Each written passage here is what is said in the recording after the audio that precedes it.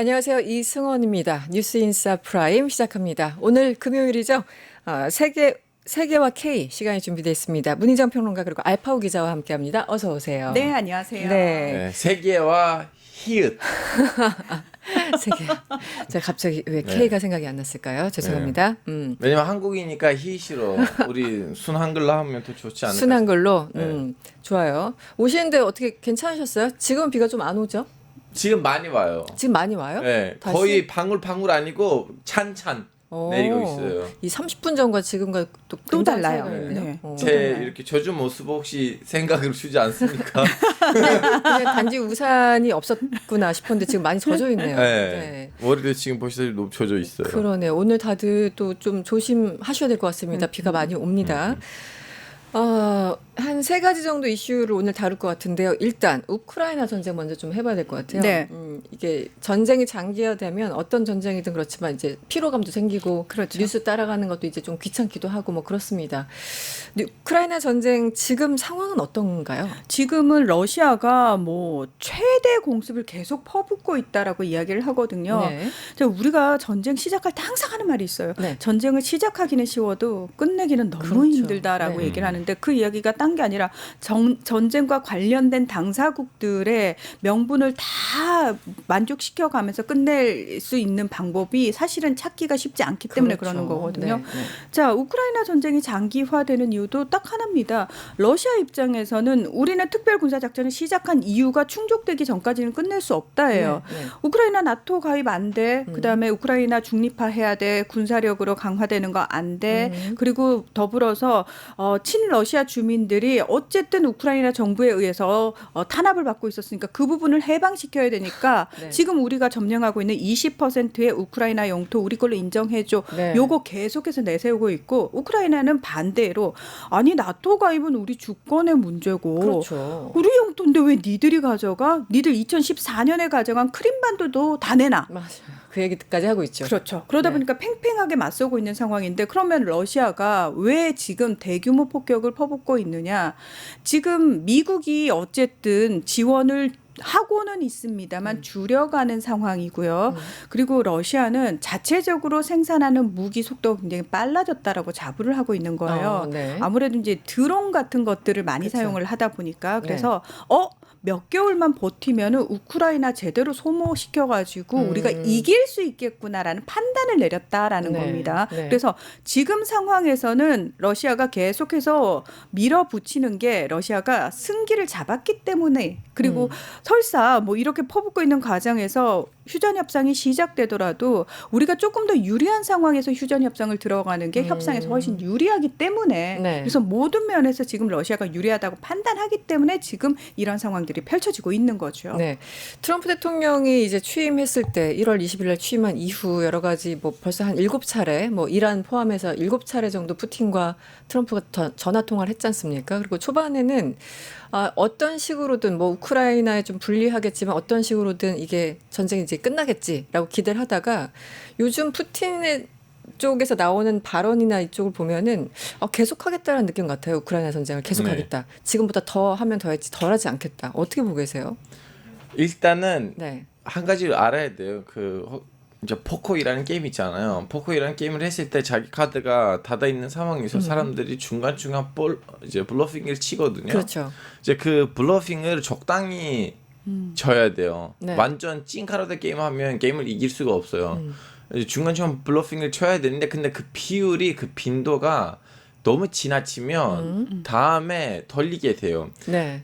특히 좀 약간 톤이 많은 나이가 많으신 남자분들이 이게 게임을 맨 처음에 시작을 했을 때 돈 걱정이 없기 때문에 블러핑을 너무 심하게 치거든요. 네, 네. 근데 이제 그걸 이제 스포일이 되면 다른 그 반에 있는 그 데스크에 있는 그 게이머 분들한테 그러면 이분이 항상 블러핑 친 거 아니에요라고 하면서 이제 그분을 잡기가 시작해요. 물론 또 중간에 찐카가 나오긴 나와요. 네. 이제 지금 트럼프의 그런 블러핑들이 이제 안 먹혀요. 그쪽에서. 사람들이 이제 안 믿어요. 그냥 단순히 블러핑이다 아니다 아니고 아무런 걱정 없이 했던 말도 네. 그냥 트럼프의 자기 속마음을 얘기할 때도 네. 푸틴 아니면 다른 나라들이 그걸 안 믿으니까요. 그러니까, 지금 이 그림이 나온 거예요. 그래서 지금 푸틴 입장에서는 그냥 트럼프 그 자체만으로도 우리랑 협상하러 나오든 말든 간에 우리는 여기서 가지고 갈 만큼 가지고 가자. 네. 이 그림이 나왔어요. 그러니까 처음에는 트럼프의 어떤 발언들을 하나하나 신중하게 생각하고 이렇게 할까 저렇게 할까 여러 가지 생각을 하다가 지금까지 쭉 보면 트럼프가 매일매일 말이 바뀌니까 네. 일단 무시하고 우리가 그냥 네. 원래대로 계획했던 대로 일단 진행하자 이렇게 네. 약간 좀 분위기가 많이 바뀌었다라는 그것도 뜻인가요? 있고 그리고 또 플러스는 트럼프가 좀 살짝 쉽게라고 해야 되는지 모르겠지만 왜곡이 되거든요. 예를 들면 전쟁은 뭐 러시아에도 입장이 있다. 어느 정도 러시아의 전쟁 입장도 이해해야 된다라는 그런 얘기들하고 이제 푸틴이랑 나는 좀 협상하겠다 뭐 이런 얘기하다가 그리고 네. 또 측근이 와서 러시아 폭격으로 이제 피해를 본 하나의 그 소아과 병원 사진을 보여주면서 네네. 아 푸틴 사람들을 죽이는 살인마다 이렇게 되는 거예요. 왔다 갔다. 네. 네. 알겠습니다. 그래서 어찌 됐든 이것도 또 그 맥락에서 하나고 또 푸틴이 콧방귀 끼고 있는 분위기이기도 한데 50일 내 휴전하지 않으면은 뭐 관세 네. 올릴 거야. 그리고 더군다나 러시아로부터 원유 등등을 사들이는 다른 나라에까지 100% 관세, 소위 말하는 세컨더리 생션이라고 하죠. 네. 이것까지 얘기를 한 상황인데 이건 또 어떻게 해석을 해야 될까요? 네. 자, 이 50일 안에라고 이제 시한을 못 박았잖아요. 네네. 자, 저희가 기억을 떠올려 봅시다. 트럼프 대통령이 지금까지 어떤 사안과 관련해 가지고 특정한 시한을 못 박은 적이 한두 번이 아니죠. 한두 번이 아니죠. 그 시한이 의미가 있었던 적이 있나요? 없습니다. 단 한 번도 없습니다. 아 일하는데 2주 시간을 주고 이틀 바로 만에 때렸어요. 때렸잖아요. 그 역으로. 예. 네. 그렇습니다. 그래서 사실은 50일이 주어졌다라는 거는 야 50일 안에 러시아가 어떤 식으로든 휴전 협상에 임해야 되는 거구나로 받아들이는 것이 아니라 네. 러시아한테 50일의 시간을 준 거야? 그렇죠. 네. 라는 식으로 해석이 된다라는 거예요. 네. 그리고 특별히 50일이라는 게 의미가 없다는 걸 이미 모든 사람들이 다 알아버렸어요. 그래서 50일 이후에 전쟁이 끝날 거라고 생각하는 사람은 아무도 없습니다. 그렇습니다. 게다가 지금 러시아의 그 세컨더리 보이콧 그 얘기하잖아요. 러시아와 교류하는 네. 국가들을 지금 겨냥을 하고 있는데 그렇죠. 그러면 이거는 러시아 자체를 친다라기보다는 지금 러시아와 가장 교류를 많이 하는 경제 교류를 많이 하는 나라가 어디죠? 중국, 인도 그리고 브라질이에요. 그리고 네, 네. 튀르키예. 네. 트리키에도. 브릭스가 얼마 전에 트럼프와 미국을 겨냥해가지고 굉장히 이제 반미 비판하니까 트럼프가 뭐라 그랬죠? 야 브릭스 편에 서는 애들 10% 추가 관세 때릴 거야라고 얘기를 했거든요. 네. 이거는 러시아 자체를 때린다기보다는 중국, 인도, 브릭스. 그러니까 야 니들 우리하고 또 협상해야 되잖아. 그러니까 잘해. 네. 니들한테 또 우리가 피해가 갈 수 있어라고 이야기를 하는 거예요. 그러니까 러시아한테 가는 피해는 거의 없다라고 보시면 되고요. 이제 더 무서운 건 뭐냐면 아까 말씀하신 것처럼 더 이상 전 세계 어느 나라도 심지어 미국의 주식 시장마저도 트럼프 대통령, 자국 대통령의 말을 신뢰하지 않는다라는 겁니다. 네. 그러니까 우크라이나 젤렌스키 대통령만 좋아하는 거예요. 내 말이 어느 정도 먹혔고 네. 미국의 무기 지원을 받아냈어라고 본인은 업적으로 막 성과라고 내세우지만 우크라이나인들 입장에서는 앞으로 50일 동안 우리가 얼마나 더 죽어나갈까를 그러니까요. 걱정하게 된다라는 네. 겁니다. 게다가 미국의 무기 지원이라고 쓰고 뭐다? 미국은 그냥 나토의 무기를 수출한 겁니다. 14조 원어치 네. 계약 맺은 거예요. 네, 네. 자, 그러니까 나토에서 뭐라고 얘기해요? 아니 왜 이걸 나토가 내요? 미국도 나토잖아요. 분담해요. 라고 얘기를 하는데 트럼프는 귀담아 듣지를 않죠. 네. 지금 바로 그 부분이에요. 무기를 지원하는데 예전에는 이제 미국이 지원하고 또 이제 유럽 국가. 왜냐면 우크라이나는 나토 회원국이 아니기 때문에 유럽 국가들이 모아서 양쪽에서 지원을 하는 모양새였는데 지금 돈 쓰기 싫다는 거잖아요. 그러니까 나토를 통해서 무기를 지원할 테니 미국은 우리한테 돈 내놔. 지금 이런 상황이에요. 이거 미안하지만 돈을 누가 냈든 간에는 트럼프 공약이란 완전히 어긋난 행동이에요. 트럼프가 뭐라고 했어요? 오케이 내가 당선되면 무기 지원을 끊고 이제 그 우크라이나가 이제 플레이할 수 있는 카드를 다 손으로 꺼내고 그 러시아 앞에서 이렇게 굴복하게 만들고 전쟁을 없애버리겠다고 했었는데 네. 안 됐어요. 아무것도 안 됐죠. 지금 보내는 무기의 돈을 누가 대주는 거는 그렇게 중요하진 않아요. 결론적으로 이제 우크라이나한테 절대로 무기를 안 주고 러시아에서 굴복시키려고 했었던 작전이 네. 역으로 지금 변했어요. 이제 네. A 하겠다고 했는데 반대 방향에 있는 B를 하고 있어요. 이건 핵심이에요. 그렇죠. 돈 방향 누가 자체가. 내는가 그렇게 중요하진 않아요. 돈도 중요해요. 야, 트럼프는 지금 왜냐면 이제 핵심적인 주제는 이 전쟁이 끝날 것인가 안 끝날 것인가이니까요. 그래서 트럼프는 행간을 읽을 필요가 없잖아요. 네. 그냥 본심을 항상 드러내니까. 그래서 해석하는데 어렵진 않은데 푸틴에 대해서 실망했다면서 대놓고 욕을 했고 네. 그래서 그런지 지금 알파고 기자님이 말씀하신 것처럼 아예 그냥 방향 자체를 리버스 해가지고 우크라이나 이제 끊어버릴 거 하다가 더 지원해. 패트리어트 미사일 필요해? 뭐 3개 줄게. 5개 줄게. 지금 이렇게 완전히 확 방향을 바꿨는데 네. 그렇기 때문에 또 방향을 바꿀 수도 있잖아요. 그렇죠. 트럼프는 항상 왔다 갔다. 그렇죠. 도대체 어떻게 예측을 해야 될지 지금은 거의 감이 안 잡히는 수준이라고 할까요? 저는 트럼프 대통령이 뭐 이 전체적인 판을 보고 결정을 하는 사람이 아니라 기분 내키는 대로 하잖아요. 근데 가장 중요한 건 트럼프가 늘 내세우는 건 뭐냐면 지지자들한테 근데 봐라 나 무기 수출했어. 프레임을 그렇게. 그럼요. 늘 그렇게 가져가는 사람이잖아요. 내가 미국의 이익을 무엇을 가져왔는지를 늘 염두에 두고 그리고 어떤 상황에서든 내가 이걸 얻었어라는 거를 성과로 자랑하는 사람이거든요. 네. 자, 지금 그러면은 결국은 어떤 상황이 돼버렸냐면은 미국은 무기 지원한다라고 쓰고 네. 무기 수출했어요. 그럼 그 모든 책임은 누가 져요? 유럽이 져요. 자, 그런데 유럽은 딜레마에 빠졌어요.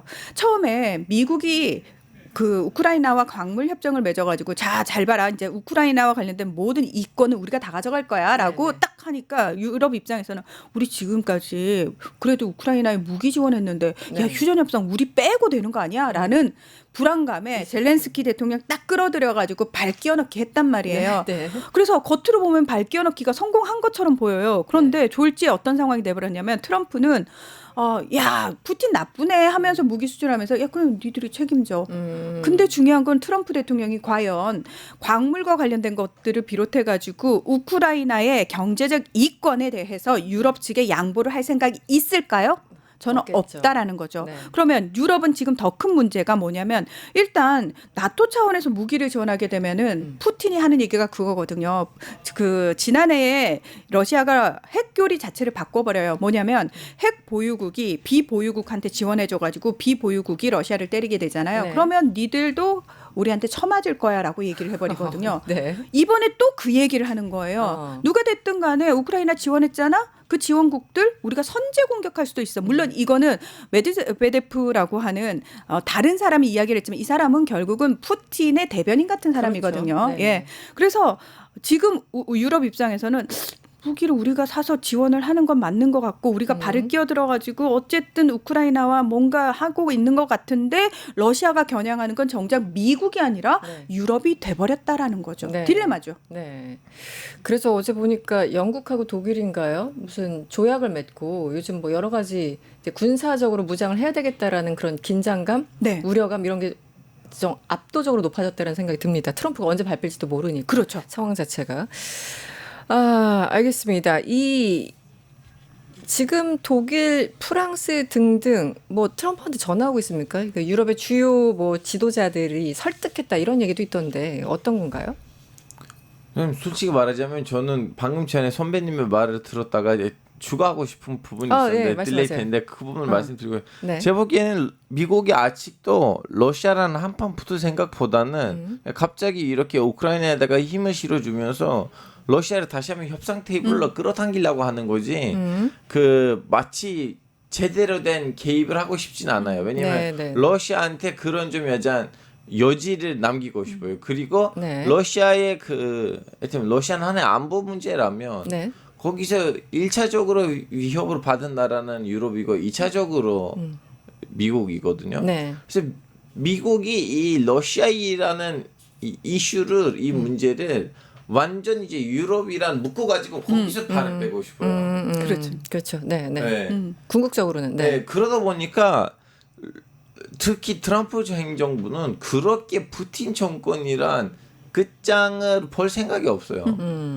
그냥 야 우리가 니네들한테 너무나 맛있는 만찬을 차렸는데 이걸 왜 나갔어? 다시 여기 앉아. 이걸 하려고 한 것 같아요. 네, 알겠습니다.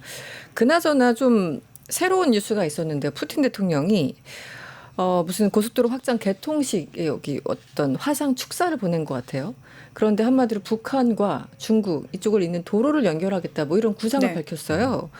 이게 서부 튜멘 지역과 시베리아 극동 지역으로 연결돼야 된다 이런 얘기를 했고 카자흐스탄, 몽골, 중국, 북한과 국경으로 접근하는 도로를 건설하는 방안도 물론 검토될 것이다.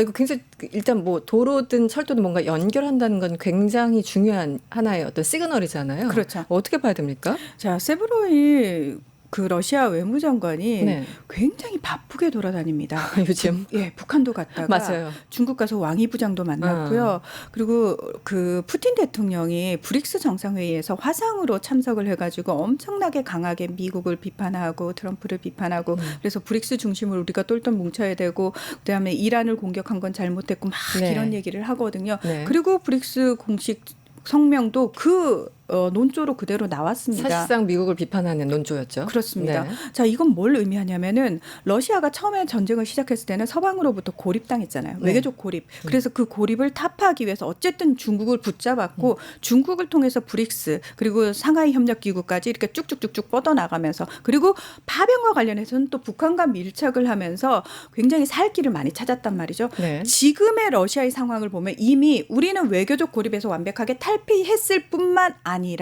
거기서 한 발 더 나아가 가지고 우리가 굉장한 외교적 힘을 발휘하고 있어라는 걸 보여주고 있거든요. 네, 네. 특히 북한과의 밀착은 뭘 의미하냐면은 이번에 그 러시아하고 북한 사이에서 어떤 얘기가 나왔냐면은 네. 굉장히 핵심이 이겁니다. 러시아는 북한의 체제를 인정해주고 네. 이 부분이 들어가. 이게 뭐냐면 북한의 체제를 바꾸려고 하거나 인정하지 않는 나라에 대해서 러시아가 같이 국제사회에서 목소리를 내주겠다라고 얘기를 하고요. 네. 그리고 북한은 러시아가 국제사회에서 내는 목소리를 전적으로 지지한다라는 부분이 들어갔어요. 네. 이건 뭘 의미하느냐. 자, 트럼프 대통령은 어쨌든 빨리 전쟁 마무리하고 북한하고 대화하고 싶어하고 북한하고 뭔가를 하고 싶어 하거든요. 네. 자, 그런데 북한의 입장이 달라졌잖아요. 지난 2번의 정상회담 때 북한은 뒤통수를 맞았다고 생각하기 때문에 이번에 쉽사리 트럼프하고 만나주지 않을 거예요. 네. 트럼프는 훨씬 많은 선물을 준비해야 되는 상황이에요. 그렇죠. 그 상황에서 러시아까지 있는 거예요. 자, 그러면 트럼프 입장에서는 북한하고 대화하고 싶으면 러시아하고도 척지면 안 되는 상황입니다. 그렇죠. 네. 그렇죠? 네. 그런 상황에서 북한 역시도 우리가 예전에는 붙잡을 게 없을 때는 어떻게든 미국하고 대화를 해가지고 어떤 경제 위기를 타파하고 이런 게 필요했지만 지금은 숨쉴 구멍 러시아가 생겼잖아요. 네, 네. 자, 이런 부분이 있습니다. 그리고 러시아 입장에서는 전쟁이 끝난 이후도 대비를 하고 있는 것 같아요. 네. 전쟁 기간 중에 북한으로부터 많은 도움을 받았잖아요. 자, 북한으로부터 다시 파병을 얘기하는데 그 파병은 전쟁을 위한 그 파병이 아니라 재건을 위한 그렇죠. 네, 국경지대 재건을 위한 그 파병을 얘기를 하고 있거든요. 네. 거기에 있어서 북한이 굉장히 도움이 많이 된단 말이죠. 그 얼마 전에 뭐 6천 명 얘기 나오고 했었던 맞습니다. 그 공병 말씀하시는 거죠? 네. 그래서 오히려 큰 그림은 푸틴, 네. 러시아가 지금 그리고 그리고 있는 있다. 그리고 있는 것이 아닌가. 그러니까 트럼프는 정말 그 난사를 하면서 모든 사람들 다 적으로 만들고 있는 가운데 푸틴은 외교적 고립에서 벗어나서 그럼요. 오히려 글로벌 사우스를 결집시켜서 더 큰 목소리를 내고 있는 그런 상황이다. 그렇죠. 전체적인 그림을 그렇게 주셨 게다가 거기서 한 발 더 나아가서 이란과의 중재도 사실은 네. 미국, 이스라엘 대 이란과의 중재도 저는 지금 러시아가 네. 물밑에서 네. 역할을 하려고 엄청 애를 쓰고 있는 것도 보인다라고 말씀을 드리고 그렇군요. 싶어요. 네. 근데 러시아와 네. 이스라엘이 원래 좀 친하잖아요. 네. 안 그럴 것 같은데 옛날부터 친했잖아요. 이거 그리고- 한국에 있는 네. 이제 이스라엘 빠분들 있잖아요. 네. 거기에다가 눈을 감고 싶어요. 이스라엘하고 러시아가- 러시아 관계가 든든하다는 것을 그냥 눈을 가리고 싶어요. 왜냐하면 이스라엘이 미국이란 아주 진한 동맹이라는 그걸 가지고 그 부각으로 하고 싶은데 갑자기 러시아랑 친하다고? 왜냐하면 얘기하는 거죠. 우리도 이스라엘처럼 해야겠다, 우리도 이스라엘처럼 해야겠다고 하는데 근데 이스라엘이 미국이란 친한 만큼 러시아랑 친한데 거기서 갑자기 이렇게 두 절 이제 귀에서 이렇게 연기가 나요. 근데 왜 그러면 네. 러시아랑 그렇게 친하느냐? 네. 이제 그 알리아이라는 거 있거든요. 이주이라는 건데 이제 유태인들의 본토로 이주. 그 알리아 하는 사람들 보시면 거의 뭐 과반수 가까이 있는 러시아, 우크라이나에서 왔던 사람들이에요. 그렇군요. 제가 네. 이스라엘에 2번 갔었는데 네. 택시 탔을 때 가끔씩 이제 러시아 쪽에서 오셨던 택시 기사들이 나와요. 네. 그분들은 아직도 자기 가족이랑 러시아 말로 얘기해요. 히브리 말로 얘기 못해요. 그렇겠죠. 네, 네. 그리고 그쪽 가정에서 태어나잖아 아이가. 당연히 엄마 아빠한테 러시아 말을 들었기 때문에 이제 집에서는 러시아 말대로 엄마 아빠랑 얘기하고 물론 이제 학교에 다니면서 히브리 말을 배우고. 그렇죠. 네. 그러다 보니까 얼마 전에 이제 러시아가 그 얘기를 했잖아요. 아 이스라엘이 이란 전쟁 때는 우리는 대놓고 이란을 지지할 수가 없어요. 왜냐하면 네. 결론적으로 이스라엘이란 나라는 250만 명 사람이 러시아 말로 얘기하고 있는데 네. 어떻게 보면 우리의 형제 나라예요. 우리는 어떻게 이스라엘을 줘요. 네. 하여튼 이스라엘에서는 네. 특히 러시아랑 너무 결탁된 하나 정당도 있어요. 그 러시아에서 왔던 그 유태인들을 대변하는. 네.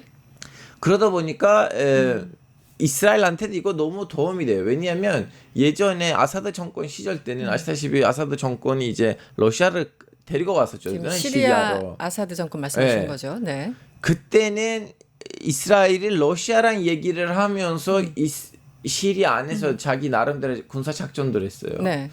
그래서 이스라엘 입장에서는 러시아를 버리면 안 되고 오히려 러시아를 통해서 중동에서 자기 활용할 수 있는 그 활동 분야를 넓혀야 되는데 네. 물론 푸틴도 나름 좀 약간 이스라엘이라는 그 변수 때문에 특히 이란 같은 친구들이랑 지내는 거 좀 약간 껄끄러우니까 그 이스라엘에 있는 총리에 따라 좀 살짝 그 온도를 네. 갔다 왔다 하긴 하지만 네. 근데 그 관계를 끊어버리지도 않고 그래서 이란이랑 관계가 늘 좀 이스라엘이라는 문제 때문에 물음표가 있었는데 근데 한국에서 또 그것도 하나의 문제인데 이란하고 러시아 관계는 그렇게 든든하지는 않아요. 왜냐하면 지금 이 러시아의 남부 땅, 그 나가이스탄, 네. 체체니아 그거는 불과 200년 전까지만 해도 이란 땅이었어요. 그래서 일단은 러시아는 그쪽 지역으로 먹었고 네. 다음에 조지아, 아르메니아, 아제르바이잔을 먹었고 2차 대전 때는 현재 이란 안에 있는 테브리즈까지 먹은 상황이었어요. 네. 소련이. 네. 이제 사이가 좋을 수 없었다. 역사적으로. 예, 그래서 네. 이 둘 나라의 관계가 좋아지는 거는 소련이 붕괴되고 난 다음이에요. 그래서 그러니까 우리 언론에서 보면은 이제 관계를 조금 잘못 설명하는 경우도 있는데 지금 알파고 기자님이 말씀하신 거는 원래 대대로 러시아는 이스라엘과 친했다. 왠지 이란과 친할 것 같은데 그게 아니라 네. 이스라엘과 친했고 이란과 지금 관계도 괜찮긴 하지만 우리가 생각했던 만큼 그만큼 찐 친구는 아니다. 그 말씀하시는 거잖아요. 혁명이 일어났을 때 후메이니가 했던 말이 있어요. 뭐였죠? 지금 지구상에 사탄이 3개 있다. 사탄. 네. 큰 사탄, 미국, 미국. 작은 사탄, 이스라엘, 병이 든 사탄, 환자 사탄, 소련. 아 정말 그렇게 얘기했어요? 예. 굉장히 재밌는 부분이네요. 연설에서. 아, 근데 둘이 그렇군요. 친해진 거는 90년대 이후예요. 그렇죠. 그래서 이번에 그 이스라엘 그리고 미국이 이란 공습했을 때 러시아가 어떻게 할 것인가 뭐 많은 사람들이 이제 관심을 네. 보였는데 굉장히 외교적인 언사로 그냥 멈췄던 그런 아니 상황이죠. 튀르키예가 해방 나토 해방국인데 튀르키예한테는 S-400을 주고 이란한테 안 주고 있어요. 무기. 네. 네. 아 그나저나 우리 알파고님 얼굴 본 김에 우리 또 중동 얘기해야 되는데 어제 이스라엘이 시리아의 대통령궁을 침공했다며요. 네, 침공 아니고 침공이 아니라 공습했다며요. 때렸어요. 네. 아니 다른 데도 아니고 대통령궁을 그리고 국방부? 국방부도 네. 때렸어요. 어떻게 그럴 수가 있죠? 이제 얘기하는 거예요. 멈추지 않으면 너같이 죽이겠다. 아 근데 내각에 있는 장관들도 네. 야 그냥 대통령 궁을 때리면 되냐고 가서 직접 그 대통령 죽여야지라고 장관들이 자기 입으로 얘기했어요. 그러니까 한 명 장관 아니에요. 몇 명 장관이 그 얘기를 했어요. 아니 제가 이제 궁금한 건 뭐냐면 이스라엘이야 뭐 자주 어딘가를 폭격하고 하니까 그건 뭐 새롭진 않은데요. 트럼프 대통령과 네. 아사드가 축출된 이후 새로 그 대통령 이름 뭐죠? 아메트 아샤라. 아샤라. 네. 아샤라와 트럼프 대통령이 악수까지 했잖아요. 네. 그래서 지금 시리아와 이제 미국이 관계를 조금 개선하고자 하는 그런 시그널 막 보였는데 이 와중에 이스라엘이 시리아를 때리니까 이건 뭐지? 라는 생각이 드는 거예요. 가끔씩 이스라엘하고 미국의 중독 정책이 충돌할 때가 있어요. 서로 안 맞는. 제일 대표적인 사례는 이란 핵이 협상이에요. 그렇죠. 미국이 협상하려고 했는데 이스라엘 가서 때렸잖아요. 그랬죠. 네. 여기서도 미국이 지금 아메드 아샤라 중심으로 네. 이제 시리아를 다시 재건축하고 싶은데 근데 이스라엘이 그걸 별로 원하지는 않고요. 만나서. 네. 근데 이제 나대도 없이 가서 이제 뭘 하면 안 되니까 네. 이게 그 이스라엘 남부에서 그 시리아 남부에서는 누르주파라는 정파가 있는데 네. 그 정파의 일부 신자들은 이스라엘 안에 있고 네. 그래서 이스라엘 그 시리아 내전이 끝났을 때는 이스라엘 애초부터 얘기했어요. 시리아 안에 있는 누르주파 사람들의 보호자는 우리다. 아, 이스라엘이. 예, 네. 우리다라고 했는데 이제 시리아 정부하고 이 누르주 사람들 사이에는 중돌이 일어나니까 우리가 보호해주겠다고 했는데 니네들 왜 때리냐? 그래서 명분이 나선 거예요. 생겼어. 명분이 생겼어. 근데 제가 또 오늘 아침 기사를 보니까 네. 이제 데이비드 코리도르이라는 거를 만들고 싶은 거예요. 데이비드 코리도르는 뭐냐면 이스라엘 남부에 있는 두르즈 사람들하고 시리아 남부에 있는 두르즈 사람들하고 시리아의 북서쪽에 있는 쿠르드 사람들 사이에는 이렇게 서로 이 두 세력이 도와줄 수 있게끔 네. 통로를 만들고 싶은 거예요. 아, 그래요? 예. 네. 지금 말씀하신 건 시리아 북부는 사실상 쿠르드가 잡고 있고 예. 지금 드루즈 쪽은 이제 남부에 있는 거잖아요. 있는데 그래서 연결하겠다. 연결할 수 있게 그런 데이비드 코리도르라고 하는데 네. 지금 이스라엘이 거기를 밀어붙이고 있어요. 그 코리도르 생기면 내일 모레 또 시리아 중앙 정부하고 쿠르드 애들이 붙을 일이 싸울 세면 가능성이 있다. 이스라엘이 그 통로를 통해서 그 코리도를 통해서 거기까지도 이제 도와주려고 했는데 근데 튀르키예도 지금 네. 이 선이 저 가리고 있는데 이대로 가면 시리아에서는 크게 전쟁이 다시 터질 것 같아요. 그렇군요. 시리아는 여전히 안정이 안 되고 있습니다. 네. 하나 더 볼까요? 시간이 좀 촉박하긴 한데 일본 네. 20일날 참의원 선거 있잖아요. 참의원이 그렇습니다. 그 상원격인 거죠? 네. 그렇습니다. 어떤 선거고 이게 지금 왜 중요한지 좀 설명해 주시면 어때요? 자, 7월 20일 날 참의원의 절반 정도, 125석 정도를 이제 뽑는 선거가 있을 예정인데 자민당이 현재 66석을 가지고 있거든요. 네. 그 125석 중에서. 그런데 여기서 50석 이상을 얻어야지만 과반을 유지할 수가 있습니다. 네. 그런데 지금 상황은 뭐냐면은 과반하기 힘들겠는데라는 여론조사 결과가 나오고 있다라는 거예요. 그래요? 네. 예, 실제로 그러면은 야당 쪽이 특히 제1야당이 입헌민주당이거든요. 네. 입헌민주당 쪽으로 기우나 봤더니 그게 아니에요. 지금 문제가 뭐냐면은 참정당이라고 극우에 가까운 정당이 굉장히 많은 지지를 얻어가고 있다라는 게 지금 굉장히 좀 일본 참의원 선거를 앞두고 좀 불안한 부분입니다. 네. 일본인 퍼스트를 내세워요, 이 사람들은. 아메리카 퍼스트처럼 맞습니다. 네. 네. 그래서 지금 이 사람의 얘기가 점점 사람들한테 먹히고 있다라는 건 뭘 의미하느냐? 일본 정계가 그만큼 더 극우화될 가능성이 있다라는 거고요.